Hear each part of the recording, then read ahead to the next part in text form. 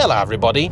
I'm not sure if you've noticed, but it feels like over the last year or so, just about anybody and everybody in the world of car YouTube has gone and bought themselves a Range Rover. And this has got me thinking, because for a very long time, every time I found myself behind the wheel of one, I've said at some point I'm going to have to do it. And now, I'll be honest, I'm a little bit stuck. Because on the one hand, everybody else has already got one. But on the other hand, perhaps, just maybe, rather than trying to beat them, I should join them. Because if it's a good thing, maybe I'd feel silly for missing out. So today I invite you to join me on this little drive through the countryside in a rather remarkable example of an L405 generation full-fat Range Rover, and we'll talk about the pros, the cons, the whys, the why nots, and maybe, just maybe, in about 25 minutes time, I'll have a bit more of an idea what it is that I'm going to do.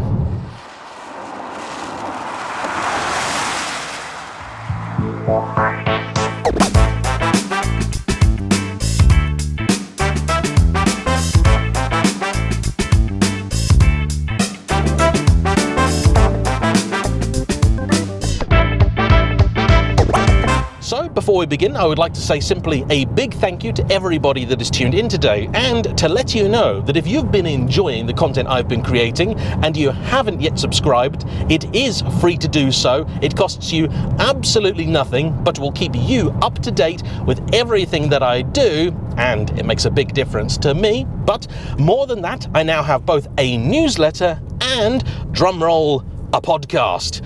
Yep. People have been asking me for years now to do one, and I have steadfastly refused, but decided this year to capitulate.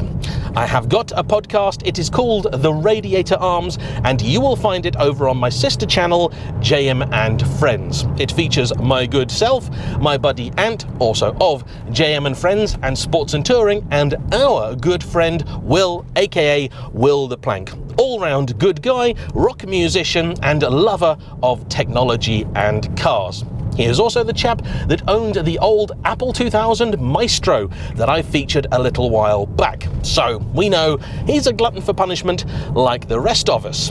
And that leads me neatly onto today's video. Because Range Rovers, particularly perhaps here in Britain, are generally viewed one of two ways. As either a silly status symbol, a piece of unnecessary willy-waving in the face of environmental regulations and all good common sense, or as a car that is actually really annoyingly good at its job. After all, talk to anybody that currently has a Range Rover, ask them what they had before, and they will say, a Range Rover. Ask them, did you have any problems? And they'll say, oh yeah, quite a few of them. What did you have before that? A Range Rover. Have any problems? Oh yeah, loads of them. Your current car, had any problems with that? Oh yeah, loads of them. It's barely ever on the driveway. So what are you going to replace it with? And they will always say, a Range Rover. And for us petrol heads, I think we're now almost accustomed to loving cars that maybe don't love us quite so much. But when it comes to a Range Rover, this is the daily transport, this is the dependable wagon, this is the key that you reach for when all else might fail. This is the car that when the blizzard is setting in and you've got to go and see your sister-in-law's best friend's cousin third removed to bring him a loaf of bread because he doesn't actually like 50-50, he thinks it's weird, why don't you just buy white or granary bread, Deirdre? This is the car that will get you there.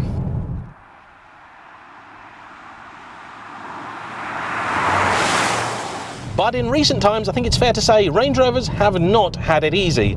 They have always been famous for depreciating like just about nothing else. There was a little blip during COVID where it looked like that might have been cured, but I knew, as did everybody else, that all that was happening was simply a suspension of normal process. And I feel very, very sorry for anybody that bought one of these in 2022, because they have lost quite a bit. Now this of course means two things. First off, they are a relative bargain. They become cheaper quicker than just about anything else of the same price, but it also means that they are still very expensive, very complicated cars with lots of features in them that do on occasion like to misbehave, and they'll often wind up in the hands of people that maybe either don't care or don't have the funds to keep the thing going.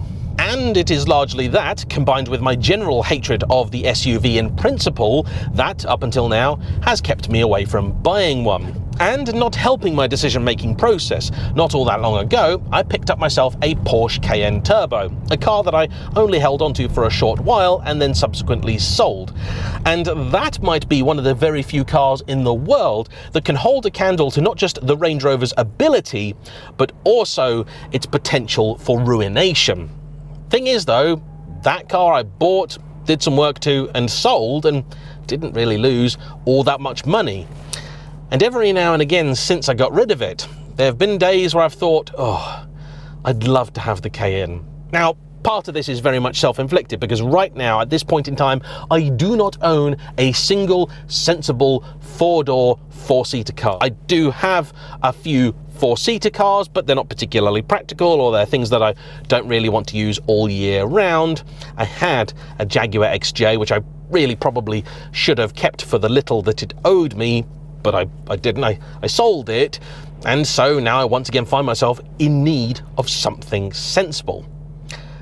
And it's both a more entertaining job than finding something fun, and in some ways a much trickier job. And a big part of the struggle, I will confess, is of my own making. Because you see, I know that what I should really buy is a nice, sensible Lexus 4x4, or if I'm feeling fruity, perhaps an LS. Dependable, reliable, Japanese build quality, the finest cars in the world. Job done. And I do really want to try a few more LS. If anybody has an LS 460 in particular, that's a car I've got my eye on. Thing is though, I do live in the countryside, so I can in some small way justify buying an SUV. I don't want to, and I will hate myself for it, but everybody else seems to have done it, and I am very much of the opinion that it is actually the environmentally responsible thing to do. All right, okay, that Suzuki Swift in front, which apparently is a 4x4, that's going to be better for the planet, isn't it? But my major point here is that I think, and I believe, buying a car like this, an 11-year-old Range Rover, is better for the planet than buying a brand spanking new EV. Simply put, I just don't think there is any contest at all. These just make so much more sense, particularly because I now have so many cars, which then combined with press cars means that in reality, during my ownership of a car, I might maybe only be able to put 10,000 miles on it, and that would take some effort. That would take some real work on my part these days. Now, a decade ago, things would have been very, very different, and whatever it was that I owned would have been the one and only car that I used, and it would have done 20,000 miles every year. Now, though, it's not like that. So, while I wait for the traffic lights in front to sort themselves out, I do fear that they are broken, let's talk about what it is that we have here today, because this really is a rather tempting proposition. It's a 2014, so reasonably early. The model was introduced in 2012, discontinued in 2022, L405 generation Range Rover. Not Range Rover Sport, this is the real deal. The full fat, how can you tell? Well, first off, it doesn't say Sport on the back. Secondly, it has two sun visors. Oh yes. And thirdly, it has the iconic split folding tailgate at the back, which is really very cool. And for me, very practical. When I go out filming, it's a nice, decent thing to have. I'm very much convinced that these lights are definitely broken because lots of traffic has come through this way, nobody is going that way. This particular car has been given to me by the lovely Christian, fantastic young chap who I've known for a few years now. And I've got to say, I'm incredibly proud of what he has achieved, because when I first met him, he was doing a little bit of part-time trading based out of his parents while he was at university. Now he has his own premises, he has his own staff, and he's doing incredibly well. He's got some 60 cars currently up for sale. And if you want to see some of them, check out his Instagram page, which is Heel and Toe Cars. He also has alongside it another brand called Essential Autos, where he does slightly lower end stuff. Today I've also been filming with a Range Rover Sport L320, so earlier generation that he has, and that one has the mighty 5-litre supercharged V8 in it. It's an absolute riot. 510 horsepower, yeah sure, it weighs the same as a house, but it also didn't seem to care.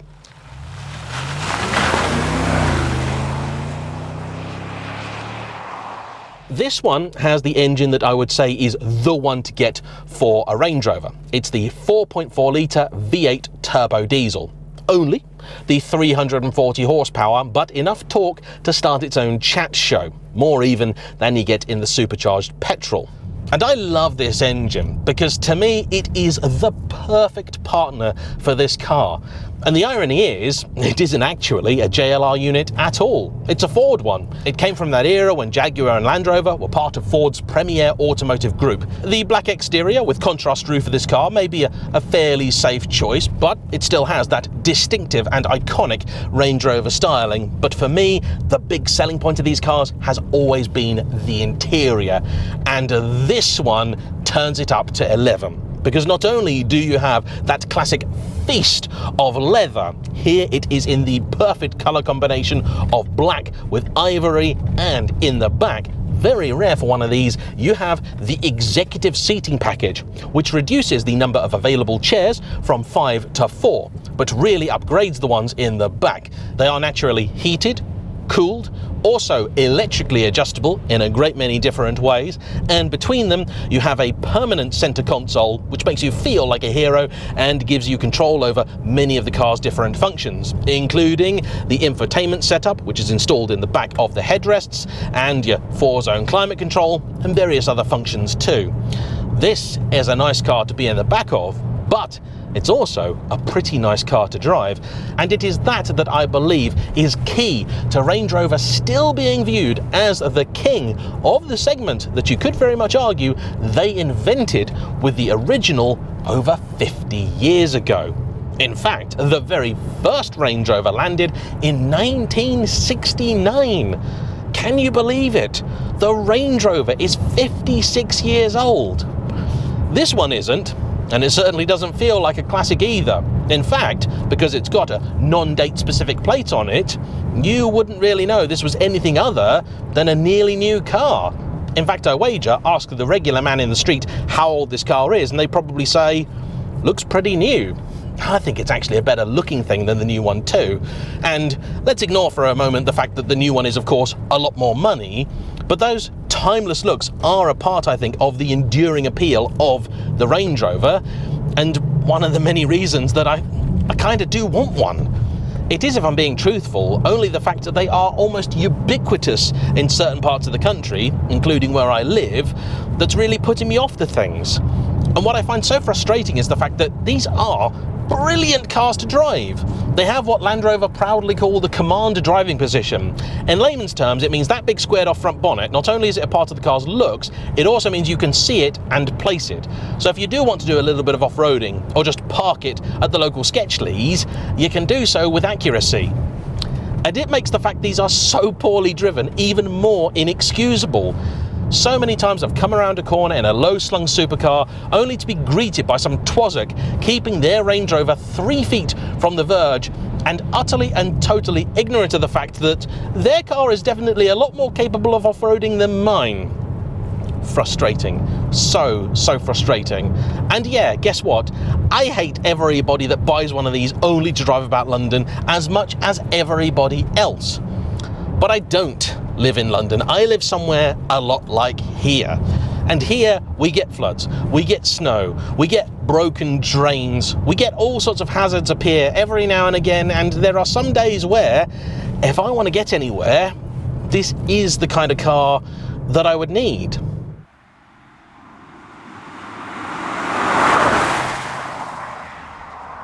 But that's where things then become a little bit complicated, because on the one hand, my decision is so simple. I should just buy an L405, get what my friend Ben from Dad Cars has. In fact, I really like his exact car. This generation, as late as you can get it, probably with this engine, okay, not ULEZ compliant, but On a run, it will happily do well over 30 to the gallon. Some claim 40, but I'd take that with a pinch of salt. Regardless, for me, 30 to the gallon, that's an econo box. Nice big petrol tank, about 100 litres I think, also means that for the regular trips that I do up to Scotland, it would be perfect. There, of course, conditions are even worse than they are down here, and so this is then even more justifiable. At low speeds, the air ride can be a little bit indecisive, a little bit awkward, but once you've got a little bit of speed behind the car, it works. There aren't really any creaks or rattles in here. Everything feels still pretty well put together.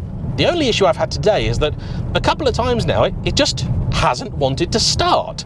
I've got in the thing, gone to turn it on, I've had my foot on the brake, and I've known I've had my foot on the brake because it's told me that I have. Press the button, nothing. Twice now. Maybe I'm being stupid, maybe I'm doing something wrong. I know it's talking to me, I know it knows that I pressed the button, but it's just not turning on. Not really sure what exactly it is that I'm doing wrong. Something perhaps, maybe something not. Or maybe it's just being a Range Rover. And let's face it, if you buy one of these, it is probably going to go wrong at some point, isn't it? That's just the way of things. But then if I were to buy a Lexus LS, I'm not foolish enough to think that it'll never ever need maintenance. And certainly if I were to buy an S-Class, a 7 Series, or something like that. The difference here is that you get a lot more boot space. You can also fold the seats, which in those cars you generally can't. So if you do fancy popping down to IKEA, grabbing yourself an old dishwasher off Facebook Marketplace, it'll do it very, very happily. Being fairly commonplace means that you can also get parts relatively easily, though somehow Land Rover do often make that a lot more difficult than it really should be. But there's a good network of both main dealers and independents out there. For something of this age, I don't think I'd ever bother with a main dealer. I don't really see the point. But around where I live, there's at least 3 or 4 different places that could easily work on one of these, because to be honest, if they didn't, they'd have no business.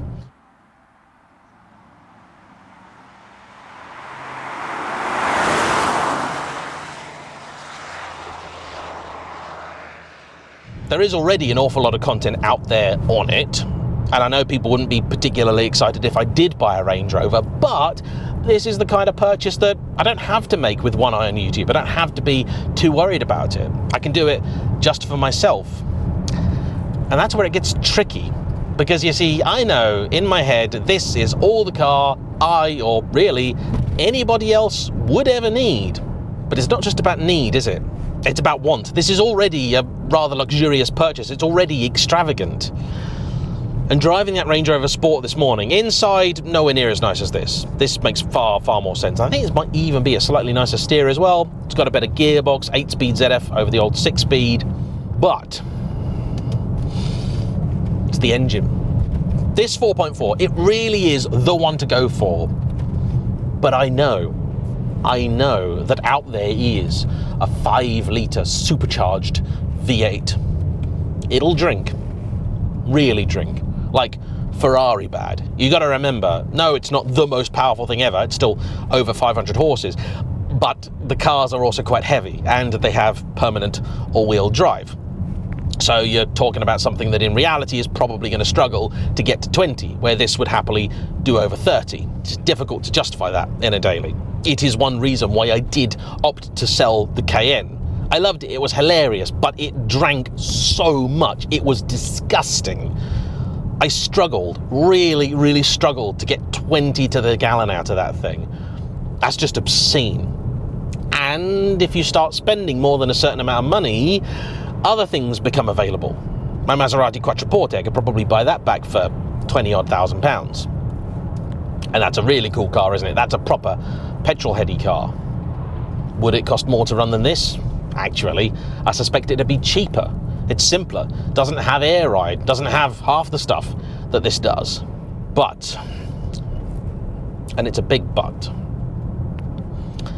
every single time I get into one of these cars, I'm reminded of the wonderful warmth that they have, particularly with these light-coloured interiors.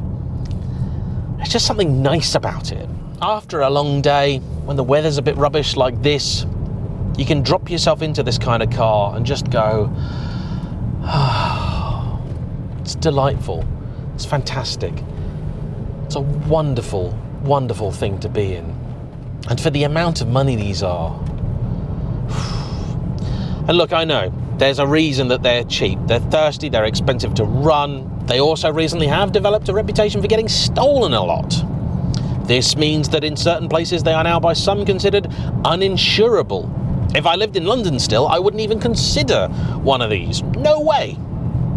I'm still waiting for Bentley Bentegas to become super cheap because they're really, really cool, but I think that's going to be some way off. However, I am in the luxurious position where I have an insurance policy that means I don't have to worry about that sort of thing. I also live in a relatively safe area where I wouldn't really be that concerned about the car getting stolen. Although, if I did own a Range Rover, I think it would be the only car I did ever own that I'd worry about getting stolen. And maybe that would mean that when going into London, perhaps I'd think twice about taking it. And then you go, oh, hang on a minute, you're buying it because you want to do those journeys in it. And it would be a wonderful thing to go into London in. Got good visibility, panoramic roof means at Christmas time, I'll take my mum down to see the Christmas lights, I'll go in with my partner, we'll go to shows and things. It's a wonderful, wonderful thing. I love it. But it's just so obvious. Internet hive mind, help me out. I've tried the Cayenne and I liked it. It's flawed, it's just cold. Perhaps a Lexus is what I need to try next, a big RX, something like that. But then most of them are hybrid with CVT and I hate those. I don't mind the diesel bit, I really, really don't. Somebody stop me, because if I can't think of anything better, I might just have to buy a Range Rover. And I will hate myself for it. But the car, I'll probably love.